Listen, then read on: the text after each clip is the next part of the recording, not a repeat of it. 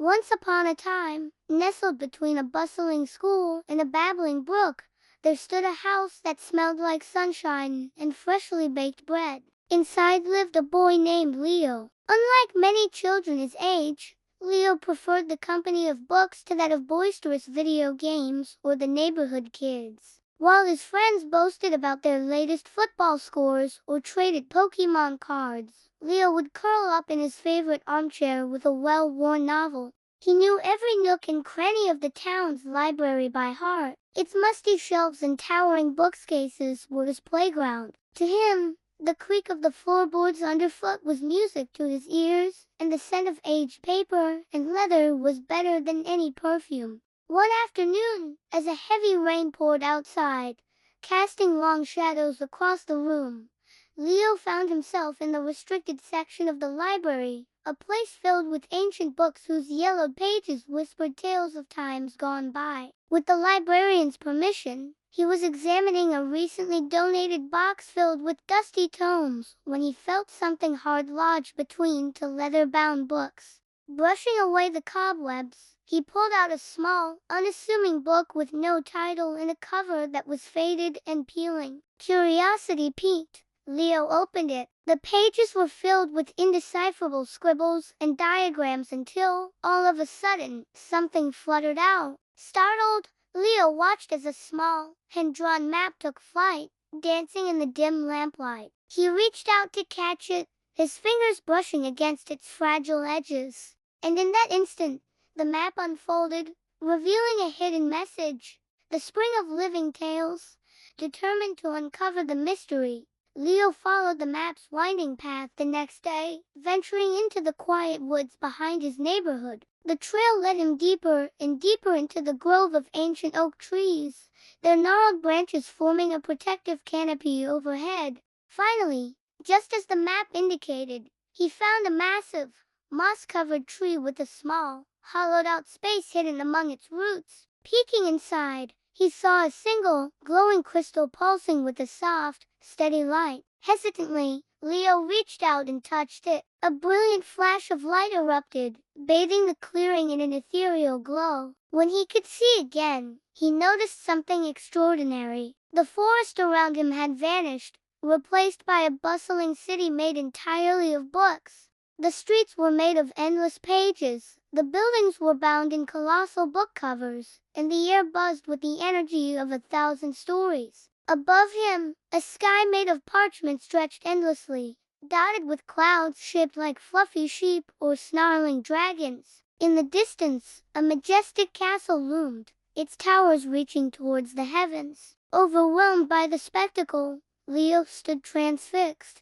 Suddenly, a hand-painted knight on a cardboard steed rode past, his plumed helmet nearly touching the clouds. "Beware the pitfalls," boomed a gruff voice. "They lurk everywhere." Before Leo could respond, a mischievous grin spread across the knight's face. "Just kidding," he chuckled, reining in his horse. "Welcome to Storyville, lad." "Where are you from?"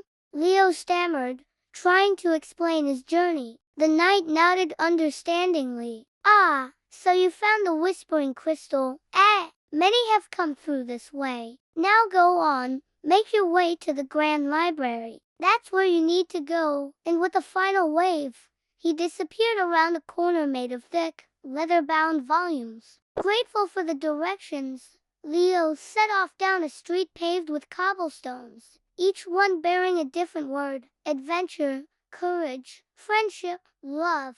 He couldn't help but smile. Everything here was a story just waiting to be lived. As he walked, the sounds of the city washed over him. The clink of tankards in a tavern, the strum of a lute from a nearby inn, and the excited chatter of townsfolk going about their daily lives. Knights in polished armor strolled alongside goblins with pointed ears, while a mermaid with shimmering scales haggled over the price of fish.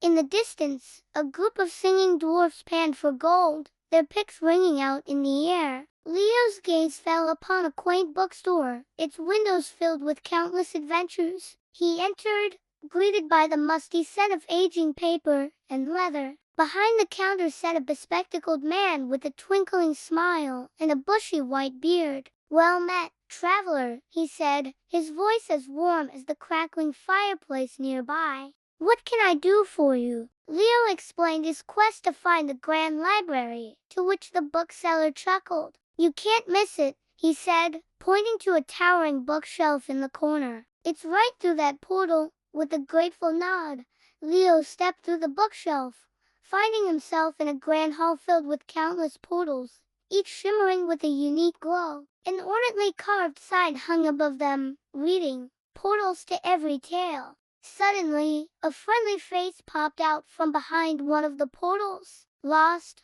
little lambkin," she said with a playful smile. "Looking for a story to live? Step right through and choose your adventure." Before Leo could respond, she vanished back into the portal. Intrigued, he approached the sign, tracing the intricate carvings with his fingertips. As he did, each portal hummed to life, swirling with vibrant colors and beckoning him closer. He could hear the roar of a dragon's fire in one, the crash of waves against a ship's hull in another, and the triumphant blare of trumpets in yet another. Overwhelmed by the choices, Leo hesitated, unsure which path to take. Then he remembered the bookseller's words. "Every tale has its hero, its villain, its triumphs and its trials. The choice is yours, young one. Which story will you live?"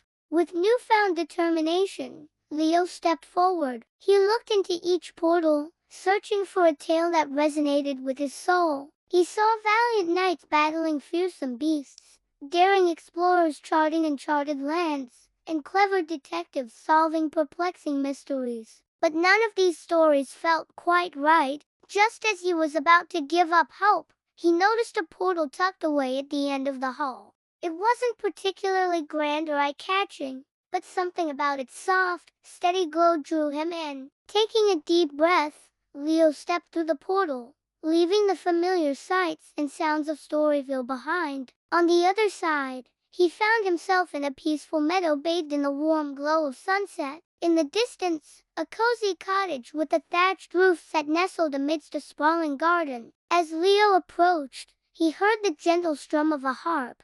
Curious, he peeked around the corner of the house and gasped. Sitting on a stone patio was a young woman with flowing hair and sparkling eyes. Her nimble fingers danced across the harp strings, creating a melody so hauntingly beautiful that tears welled up in Leo's eyes. Captivated by the music, Leo couldn't help but step forward. The woman looked up, startled, and their eyes met. A blush crept up Leo's neck and he stammered, "I'm sorry, I didn't mean to eavesdrop." The woman smiled, her eyes twinkling. "Not at all. I often forget that others enjoy my music." She paused, then gestured for Leo to sit. "Would you like to hear a story?" she asked. And as the music filled the air once more, Leo knew he had found the story he was meant to live.